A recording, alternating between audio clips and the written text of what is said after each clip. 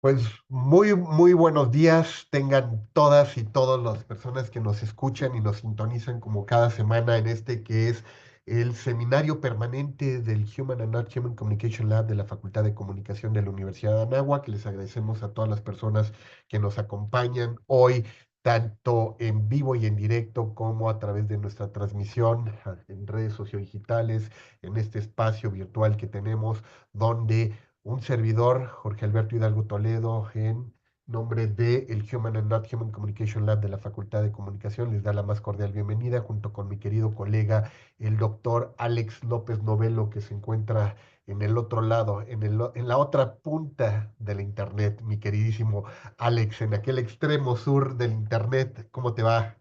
Muy bien, querido Jorge, pues nada, muy contentos, ¿no? Por seguir, pues abonando a la discusión, ¿no? De los temas de comunicación en todas sus dimensiones o en las dimensiones que podamos discutir y traer a este espacio. Y pues nada, hoy es un gran día, ¿no? Tenemos un gran tema que viene ad hoc, ¿no? Para los momentos, electorales, hablar de democracia y sobre todo pues hablar de polarización, ¿no? Que es un gran tema y me parece que tendremos una mañana sumamente interesante, Jorge. Sin duda, mi queridísimo Alex, y fíjate que pues ya lo hemos visto en los últimos 10 años de nuestro país, sin duda, hemos estado hablando de cómo se ha ido modificando el escenario, ¿no? Político, el escenario social, el escenario del ecosistema de medios, donde prácticamente antes uno tenía la posibilidad de hablar y escuchar. Tenías la posibilidad de hablar y resonar, ¿no? Hablabas y tenías interlocutores, hablabas y encontrabas personas, hablabas y de alguna manera pues te ibas vinculando con la otredad. Sin embargo, en los últimos años de pronto pareciera que ese espacio se hizo cada vez más pequeño, pareciera que el interlocutor se difuminó, que la otredad no existe y lo único que estamos viendo en las redes sociodigitales y en la arena pública es un espejo donde Alex solo quiere hablar con Alex y con los que piensen como Alex. Jorge solamente habla con los que piensan igual que él y el día que Alex y Jorge se encuentran, pareciera que en lugar de existir vamos a decirles, una mesa para el diálogo, no una puesta en común, lo que existe es un muro de la conversación. Y hoy vamos a tener justo a un querido, muy querido colega de aquí de nuestra Facultad de Comunicación, de nuestro Centro de Investigación para la Comunicación Aplicada, al doctor precisamente Alberto Ruiz Méndez, que se encuentra con nosotros para platicar sobre estos menesteres. Mi queridísimo Alberto, un gusto tenerte aquí en este tu espacio, los webinars de el Human and Not Human Communication Lab de la Facultad de Comunicación. Alberto, qué honor tenerte aquí con nosotros. ¿Qué tal? Buenas tardes Jorge, buenas tardes Alex, muchas gracias por la invitación y pues felicitarles por el esfuerzo semanal que hacen semana con semana por llevar estos webinars y por difundir el conocimiento sobre comunicación y otros planetas cercanos. Bueno, pues muchas gracias por la No, gracias invitación. a ti, Alberto. Fíjate A que ti. le comentaba ahorita en la presentación a Alex, Alberto, que justo antes, pues uno lo que esperaba era ir a tomar el café con los amigos, el poder dialogar, encontrar una plaza pública donde pudieras expresar tus ideas, ¿no? Encontrar estos foros donde dijeras, aquí sí hace eco mi voz. Y hoy pareciera que la conversación de todos nosotros cada semana es: oye, Alberto, ¿dónde te banearon esta semana? ¿Dónde te cancelaron? ¿No? Oye, supe, Alex, que publicaste una nota y justo ya los troleros te atacaron, ¿no? Te están destruyendo. Gente que sale como este fin de semana en los Óscares y 30 segundos después ya hay un meme donde le están destruyendo su reputación, donde le están diciendo, mira, el vestido que trajo para la gala fue comprado en Temu, ¿no? Lo compró en Shane seguramente, y eso para destruirla, porque no es que sea real, sino es simple y sencillamente porque lo que comentó, lo que dijo esta persona ya no resuena en el mundo, ¿no? Y pareciera que el enemigo está allá afuera y el enemigo es el otro, y por eso justo el tema que tú nos ofreciste, Alberto, para poder hablar el día de hoy es cómo las palabras pueden dividir a las personas, cómo la polarización afectiva en democracias latinoamericanas se está dando, en qué medida se está dando justo esa polarización y qué tanto está afectando esa división a el encuentro con el otro y por qué se ha hecho particularmente América Latina un campo de cultivo de todos este tipo de discursos, ¿no? Polarizantes, de odio, ¿no? Donde pareciera que está muy ligado con temas como la crisis de la democracia, ¿no? Si hemos llegado al fin de los estados democráticos, si esto tiene que ver con una forma de neopopulismo o por dónde va, creo que nadie mejor que tú nos va a poder ayudar a explorar esta dinámica, pero para quienes nos acompañan, tanto en las redes sociodigitales como también en este espacio vía Zoom, me gustaría que nuestro queridísimo Alex presente pues tu trayectoria y que la gente que no ha tenido el gusto y el honor de conocerte Alberto pues pueda saber un poco más de la línea que tú has venido trabajando de investigación. Alex. Sí, muchas gracias, Jorge. Sí, y también agradecer a Alberto porque pues el tema que él maneja, la polarización, ¿no? Las palabras, la democracia, son de esos tantos objetos culturales no identificados, ¿no? Que todos los días hablamos de ellos, la gente habla, sabe de la existencia, pero muy pocas personas se detienen a explicarnos un poco de qué se trata, ¿no? Esta dinámica, entonces es un gusto tener a Alberto y bueno, voy a leer una pequeña semblanza porque pues, el currículum de Alberto es más vasto, ¿no? Que lo que voy a leer, pero con esto se van a dar una idea de quién es nuestro invitado. Bueno, el doctor Alberto Fernando Ruiz Méndez es doctor en filosofía, profesor investigador en el Centro de Investigación para la Comunicación Aplicada de la Facultad de Comunicación, SICA, en la Universidad de Anáhuac, México. Tiene nivel candidato en el Sistema Nacional de Investigadores e Investigadoras del Consejo Nacional de Humanidades, Ciencia y Tecnología y coordinador del proyecto de investigación, consolidación o debilitamiento de la democracia en América Latina, avalado por la Universidad Nacional Autónoma de México.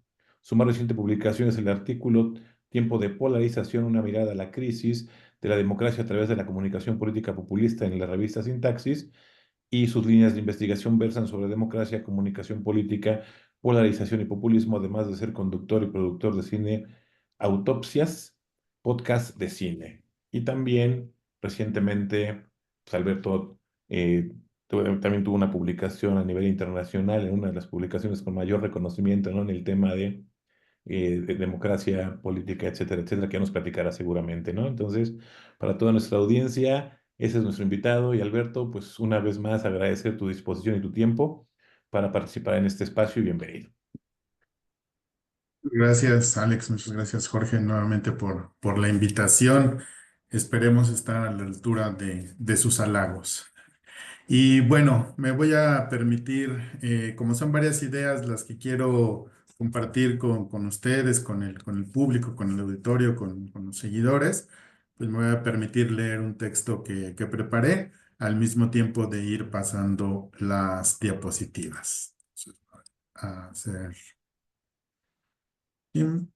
que se puede ver la diapositiva. Ahí ya se ve. Ahí se ve y ahí ya cambió, ¿verdad? Sí. Perfecto. Bueno, pues efectivamente vamos a platicar un poco acerca de cómo la polarización afecta a las democracias. Y por supuesto, pues comenzamos con algunas preguntas, ¿no? ¿Qué distingue a la polarización actual? ¿Por qué parece ser un término de moda para describir la coyuntura política latinoamericana y global? ¿La polarización es estructural o pasajera?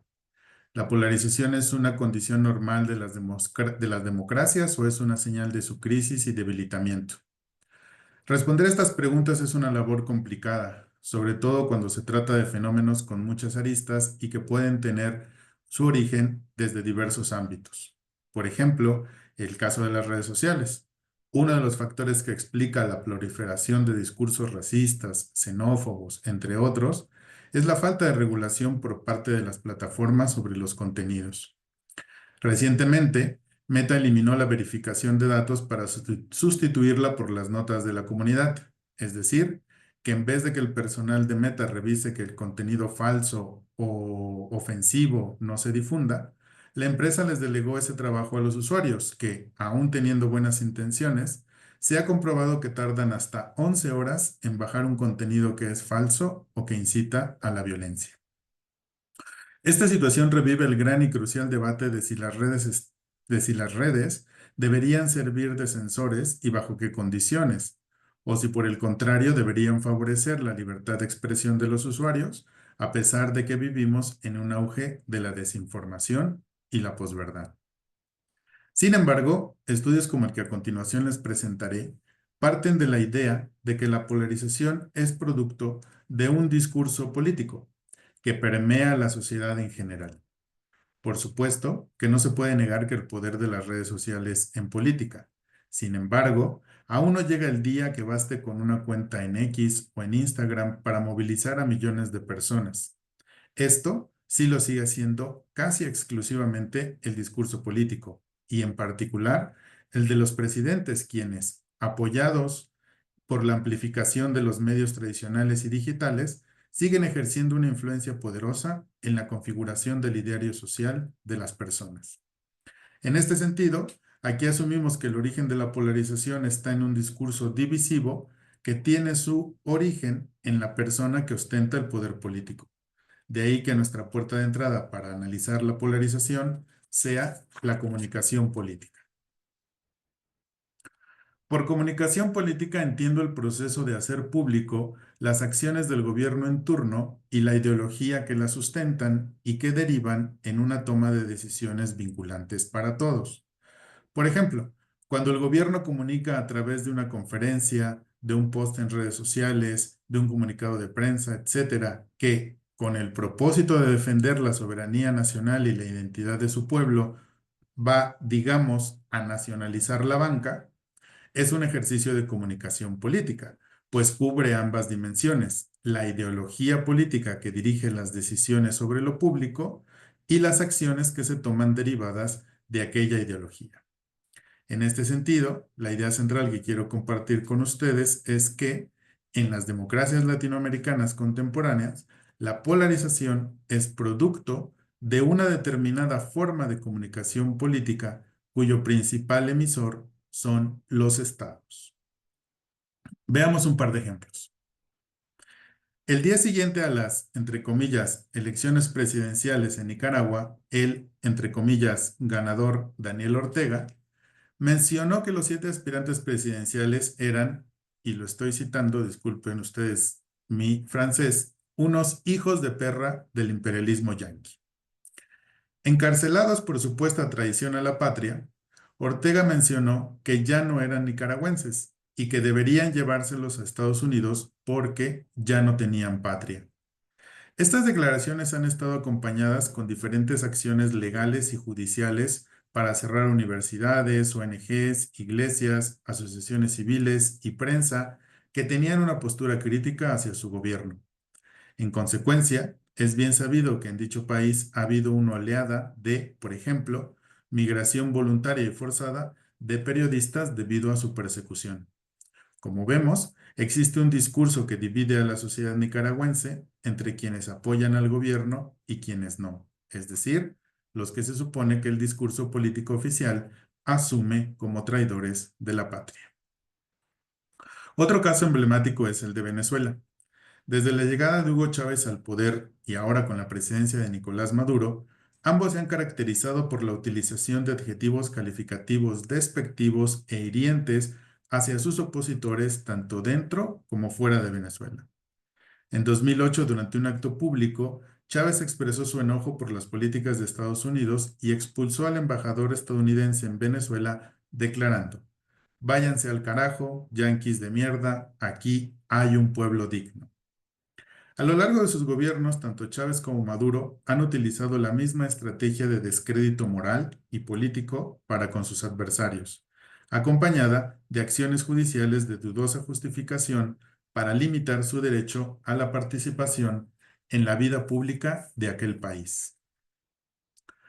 Este tipo de discurso puede encontrarse en diversos políticos con poder alrededor del mundo, como Víctor Orbán en Turquía, Narendra Modi en la India, en su momento Evo Morales en Bolivia y por supuesto en la actualidad Donald Trump. Pero con especial énfasis, los casos latinoamericanos muestran con claridad el núcleo performativo de la polarización actual. Dividir a la población en dos grupos antagónicos a partir de sus identidades morales. Eso es la polarización afectiva. El reconocido politólogo italiano Giovanni Sartori escribió que la polarización política se puede entender como la distancia ideológica entre candidatos, partidos y votantes. Es decir, que la polarización es un aspecto más de las dinámicas democráticas e incluso ayuda a las personas a distinguir entre posiciones políticas.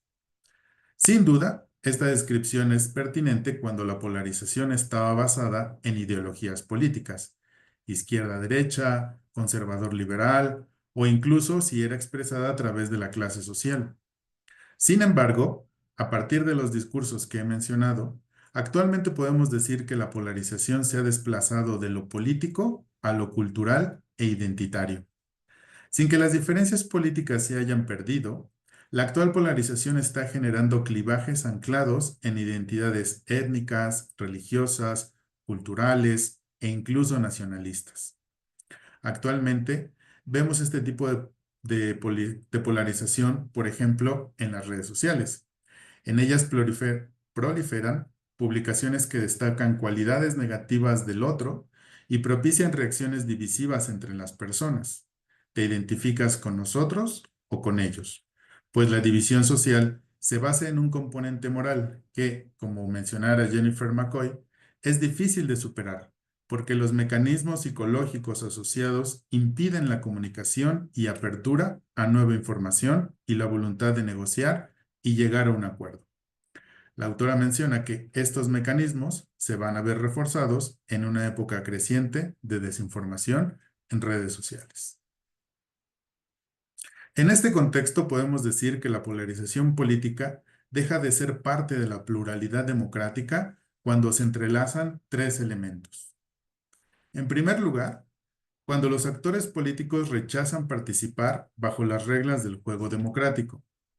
En segundo lugar, cuando la pluralidad se va alineando hacia dos tendencias que convierten a la política en una zona de conflicto y no de diálogo.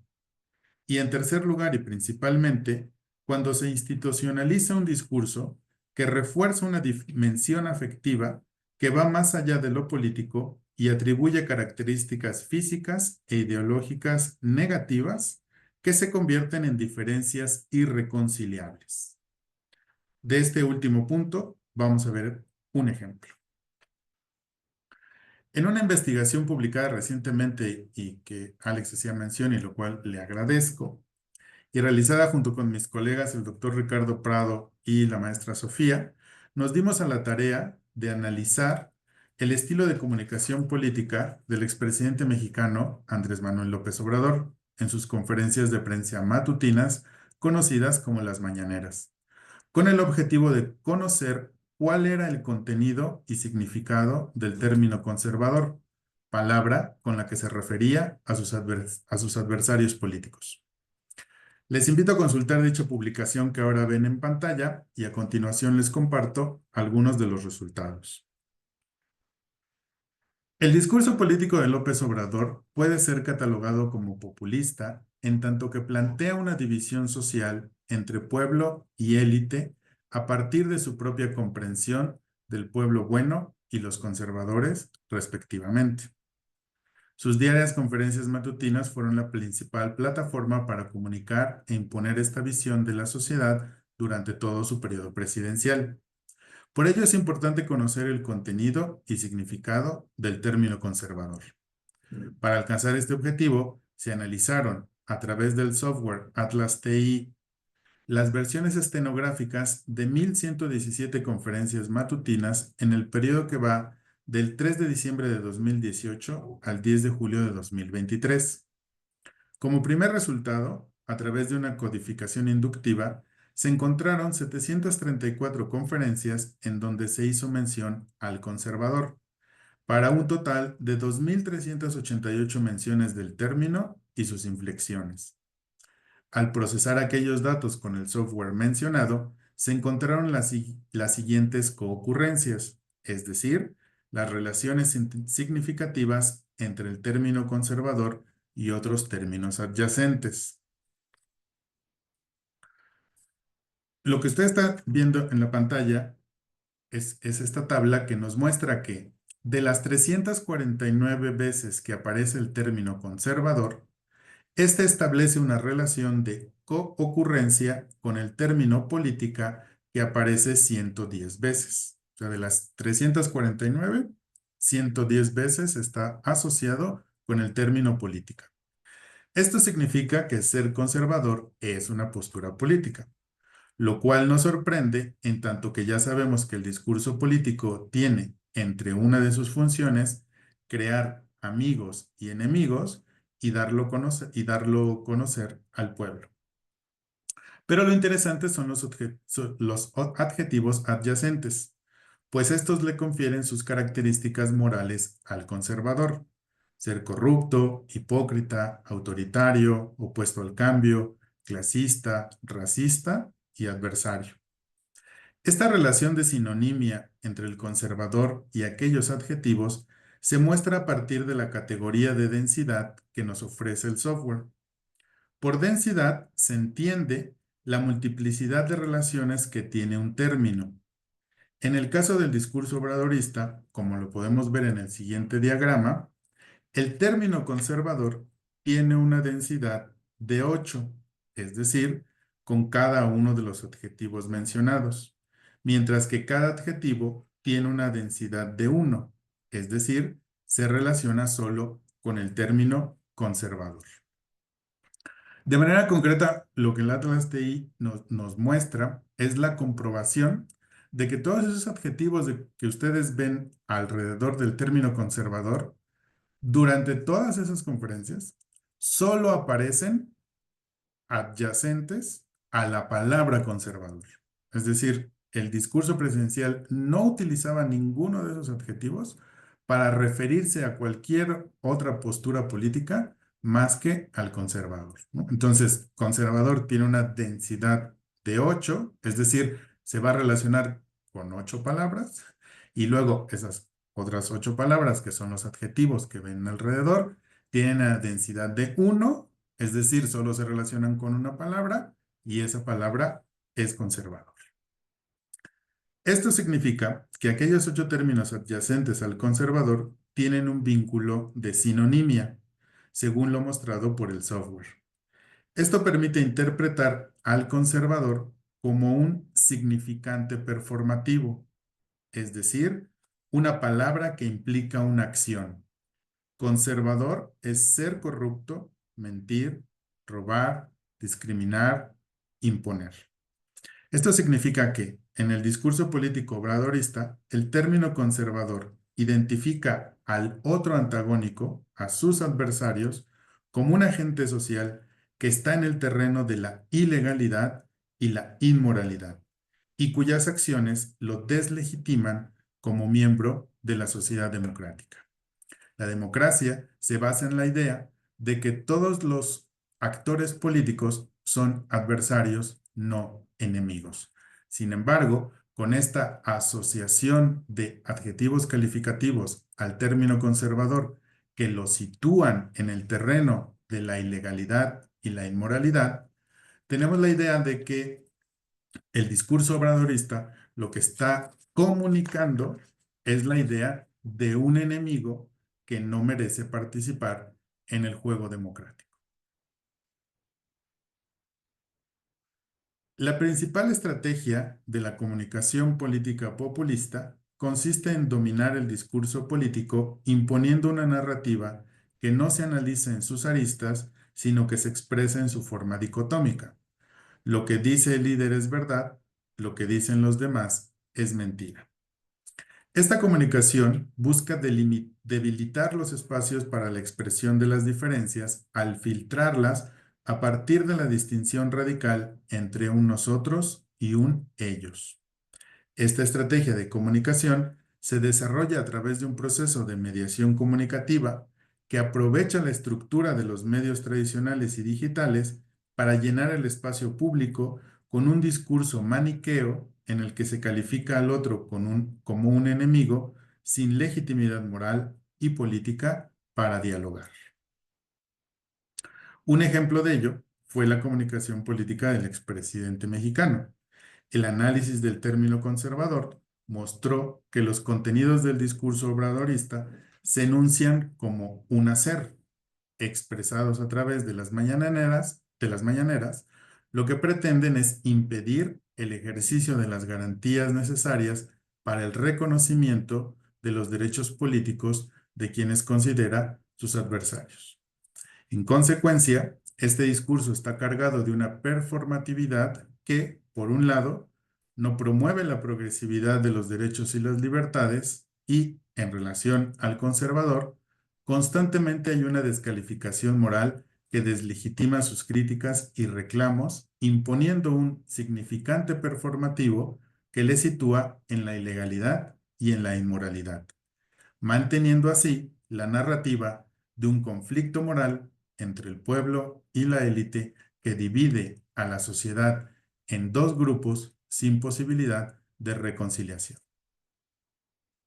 A partir de estos elementos, el discurso polarizante ejerce una comunicación que genera una polarización afectiva, es decir, un discurso vertical descendente que construye un otro antagónico cargado de una dimensión significativa afectiva.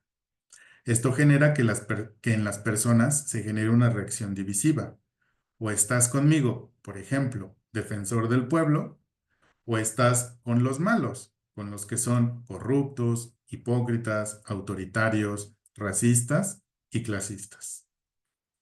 Al asociar esos significantes performativos al otro antagónico del pueblo, el discurso político tiene por objetivo deslegitimar políticamente a los conservadores, a sus adversarios, en la toma de decisiones sobre asuntos de la vida pública, porque a partir de este discurso se argumenta que han perdido todo derecho a participar democráticamente. Pero, como enfatizó Norberto Bobbio, la democracia implica el aumento de derechos y libertades para un mayor número de personas, es decir, se busca cumplir con un principio de progresividad. Sin embargo, con su discurso dicotómico de polarización afectiva, la comunicación política populista erosiona derechos y libertades de la pluralidad en favor de un único sujeto político que es validado para gobernar, es decir, el pueblo del populismo. En este contexto, para dar respuesta a la pregunta que da título a mi intervención, considero que las palabras sí pueden dividir a las personas y que ello es una de las dimensiones más peligrosas de la actual erosión democrática, porque no nos divide por nuestra preferencia hacia una u otra ideología, o no nos divide nuestra opinión sobre si un político es más corrupto que otro. La polarización afectiva crea divisiones por nuestro lugar de trabajo, por la colonia en que vivimos, por el carro que manejamos, por los periódicos que leemos, por el tipo de noticieros que escuchamos, por el lugar en el que hemos nacido y en los casos más extremos, pues incluso por nuestro color de piel. Esta es una polarización efectiva horizontal que nos divide como sociedad y que nos debilita, pues nos separa como personas. No es casual que en 2024 el Edelman Trust Barometer reportara que casi la mitad de los encuestados desconfía de los ciudadanos de su país y de la gente de su comunidad. ¿Qué formas de comunicación podrían salvar a nuestra democracia? ¿Qué estrategias de comunicación requerimos para reconstruir la confianza entre nosotros mismos? Muchas gracias.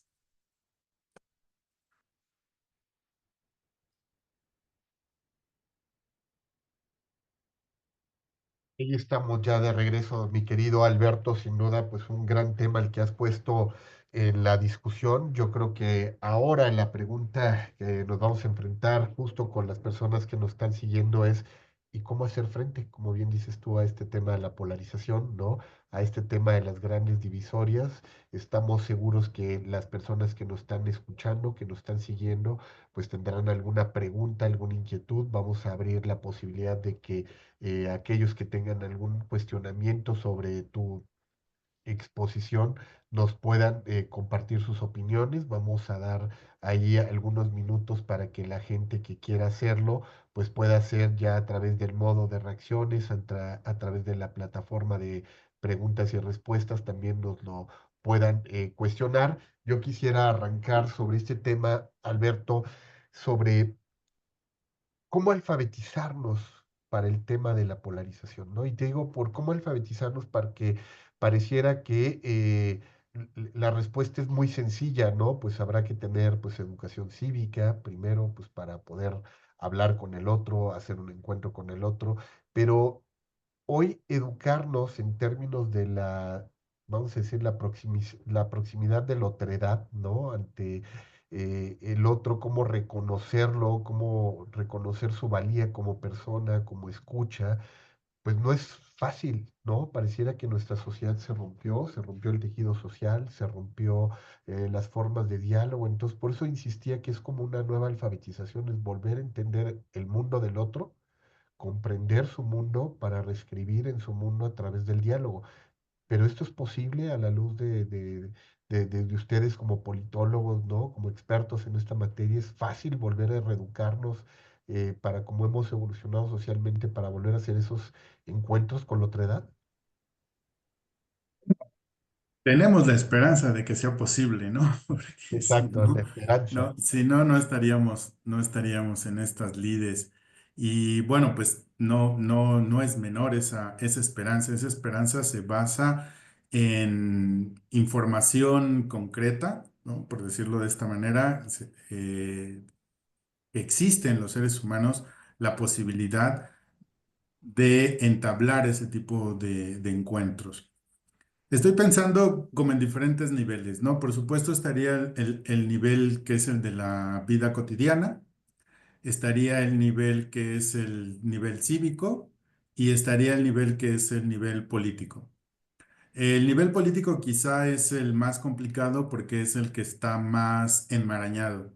Escuchaba yo en la mañana las opiniones y los debates de diferentes actores políticos de nuestro país acerca de los aranceles que impuso Trump y en lugar de hacer alguna argumentación sobre cómo vamos a enfrentarlo de manera conjunta, pues como ustedes se pueden imaginar, cada uno se echaba la culpa al otro de que esto era culpa del partido del tal color o tal color, ¿no? Entonces ahí el nivel está muy viciado y entonces de ese lado pasaría por un proceso de alfabetización política que tendría que ver con cuáles son los conceptos principales a partir de los cuales se construye una democracia. Y uno de esos conceptos principales es el de el derecho a tener derechos, que es justo, creo, una cosa que se ha ido perdiendo, ¿no? Es decir, si tú no gobiernas, si por ti no votaron 30 millones de personas, si tú no tienes tal cantidad de respaldo, entonces no puedes opinar. Entonces, ese tipo de postura cierra la puerta a este principio fundamental de tener derecho a tener derechos, ¿no? Pero eso pasa más por una educación, incluso si ustedes quieren, académica, ¿no? Porque son conceptos que desafortunadamente hemos construido de manera abigarrada y que no siempre sabemos cómo bajar al nivel de la calle, por decirlo de esa manera, ¿no? Y entonces ahí es donde voy al que creo que de alguna manera tiene que ser el nivel al que podríamos apuntar, que es el nivel de lo interpersonal, que es el nivel de lo intersubjetivo, ¿no? O sea, creo que vale la pena sentarnos con aquellas personas con las que somos cercanos a discutir este tipo de temas, a escuchar nuestras opiniones, porque ahí tenemos ya como un respeto natural, por llamarlo de esa manera, ¿no? Porque nos respetamos porque somos colegas, porque nos respetamos porque somos vecinos, porque nos respetamos porque somos familia. Creo que ese sería un primer lugar de alfabetización que luego se podría potenciar efectivamente con las herramientas digitales, ¿no?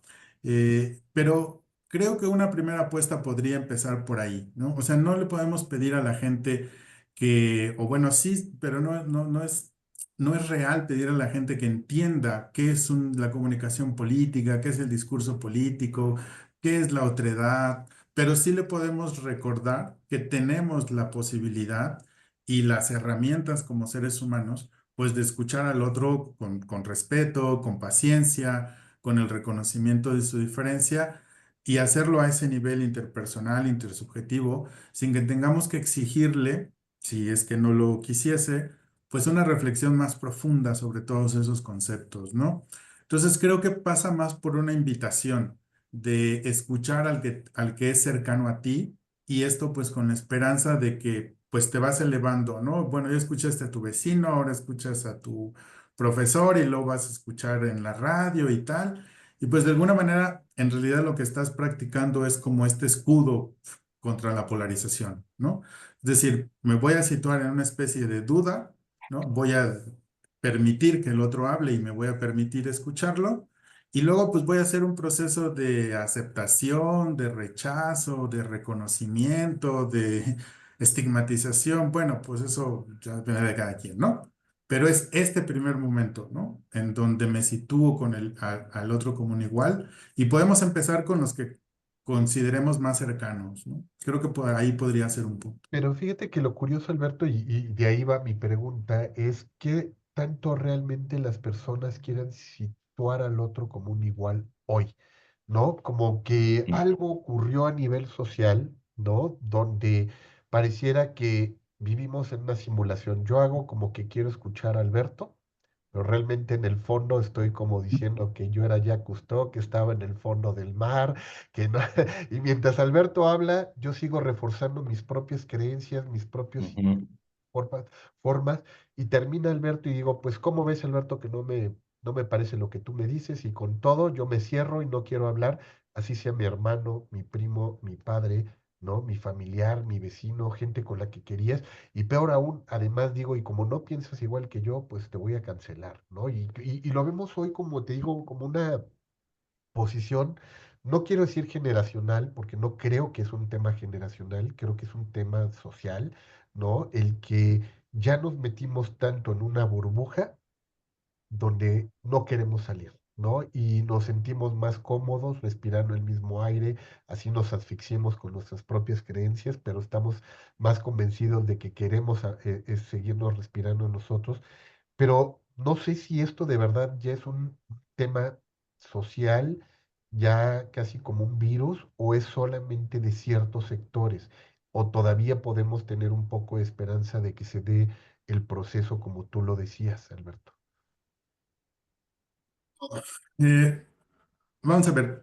O sea, por un lado, creo que independientemente del contexto en el que estamos viviendo, las personas siempre tendremos esta opción de cerrarnos al diálogo, ¿no? O sea, tenemos esa libertad de Ujú. cerrarnos al diálogo y de no compartir y de rechazar. Órale, muy bien, eso lo tenemos como personas, ¿no? Digamos que es una mal hábito social, ¿no? Pero entonces ahí volvería al primer nivel, que es el nivel político, en donde idealmente la sociedad, los mecanismos políticos de la sociedad deben permitirle a la persona que no quiere dialogar no afectar a terceros y a la persona que quiere dialogar, no afectar a terceros, ¿no? Es decir, el nivel político es el nivel formal en el que sin importar si tú quieres participar o no, si tú quieres dialogar o no, existen conceptos, existen instituciones, existen mecanismos que van a permitirnos una convivencia más o menos pacífica. Más o menos pacífica, tanto como no matarnos, ¿no? Que ese es uno de los grandes logros de la democracia, que por lo menos nos permite no matarnos por nuestras ideas, ¿no? Y entonces, bueno, a ver, esa es un poco mi respuesta optimista, ¿no? Y para decirlo de manera concreta, lo que te diría es, pues ahí está la política. Para eso es la política, ¿no? Ujú. Ujú. Para que gente que no quiere dialogar, pues haya otros que, pues medio sí, medio no, medio manipulan, medio representan, pero al final, pues son los que toman estas decisiones y que deben salvaguardar estos derechos y estas libertades, ¿no? Esa sería como mi respuesta optimista. Mi respuesta pesimista, pues es un poco lo que acabo de decir, que justo el problema es que ahora ese discurso que se supone que debe favorecer el intercambio, el diálogo, está cooptado por esta dinámica que han descrito ahora y que también con la que empecé otro, que nos permita entender, ampliar nuestra mirada, ralentizar esa polarización, ¿no? Entonces, creo que estamos justo en esa brecha y bueno, pues si no tuviera consecuencias tan trágicas, serían divertido, pero por lo menos es interesante, ¿no? Platicar y discutir todas estas cosas. Sí, Pues muy bien, Alex, pues hemos llegado prácticamente al fin de este espacio, ¿no? Que tenemos. Nos ha gustado mucho haber podido platicar contigo, Alberto. Sin duda un tema bien complicado porque, como bien dices, pues cada vez se vuelve más difícil. El tema es que la polarización afectiva, como bien nos lo has comentado a lo largo de tu exposición, pues hoy está encuadrada por ya no solo el tema clásico que decíamos, religión, partido político y equipo de fútbol, ¿no? Sino tiene que ver claro. con todo. O sea, hoy el framing con el cual se está haciendo esta polarización tiene que ver con todo tu sistema de creencias, todas tus inquietudes, todos tus valores. Entonces, yo creo que hay un tema que seguramente va a dar para mucho, ¿no? En términos de cómo vamos a seguir continuando con esto. Por acá nos dice Elena Zárate antes de concluir que sí, la publicación completa está disponible, que si puedes compartir el link para poder acceder a tu libro, Alberto, y a tu investigación. Sí, si me puedes poner aquí tu correo electrónico y me contacto contigo para platicar de la publicación y el capítulo. Excelente, pues ahí, Excelente, Elena, si nos gracias. dejas, ahí dejo el correo para que lo puedas copiar, Alberto, y puedas estar en comunicación con ella. Y por acá tenemos algo de parte del programa, Alex. Esperemos que salga la primera como siempre, que no salga el Sí, súper. ¿verdad? Oh, ya nos Exacto, equivocamos, sí. mira. Ya salió este que no era. Tus cancelaciones en las redes sociales, el que te están Exactamente, ya baneando, que va a por salir cierto, ya y después ya no vamos a poder ni publicar los videos próximamente en Facebook, ¿no? exacto. Ya No, nos lo sigue saliendo prohibieron. este. Un segundo. Voy a tener que cerrarlo porque por alguna extraña razón no nos deja. Pero ahorita lo Y solucionamos. tu partida en el Pokémon Go Exactamente, seguir cazando está saliendo Pokémones. ahí. A ver, esperemos que ahora sí. Ahí está. Ahí está, pues Por justo la favor. Facultad de Comunicación te otorga, doctor Alberto Fernando Ruiz Méndez, este reconocimiento por haber participado el día de hoy aquí en este webinar. Las palabras pueden dividir a la gente. Polarización afectiva en democracias latinoamericanas. Así es que, pues ahí está este reconocimiento que te otorgamos, mi querísimo Alberto, por parte de el Human and Not Human Communication Lab de la Facultad de Comunicación y pues estaremos seguramente conversando sobre este gran tema y abriendo el debate para que más colegas pues quieran seguir conversando contigo, con tu línea de investigación, con los trabajos que están haciendo ahí ustedes en el SICA y con todo lo que la Facultad de Comunicación les pueda ofrecer en términos de temas de debate para ampliar el conocimiento en nuestro campo. Alberto, muchísimas gracias. Alex, Al contrario, muchísimas gracias a ustedes. gracias también, Nada. mi queridísimo Alex. Nos escuchamos próxima semana. ¿Qué tenemos? Platícanos. Próxima semana recibiremos, te contaremos la presencia de la profesora Eva Hernández, que nos va a hablar del análisis cinematográfico, la presentación de análisis mediante el montaje audiovisual, ¿no? Desde la Complutense de Madrid De nos la vamos a Complutense de comunicar Madrid. hasta Exactamente. España para que podamos hablar de este tema. Así es que, colegas, seguidores de la industria audiovisual, del tema cinematográfico, pues tendrán seguramente mucho que rascarle a ese webinar la próxima semana. Que tengan un excelente día. Muchísimas gracias, Alberto. Gracias, Alex. Gracias a quienes nos acompañaron en este espacio, tanto en Zoom como en las redes sociodigitales. Nos escuchamos próximamente. Hasta luego. Hasta luego, gracias.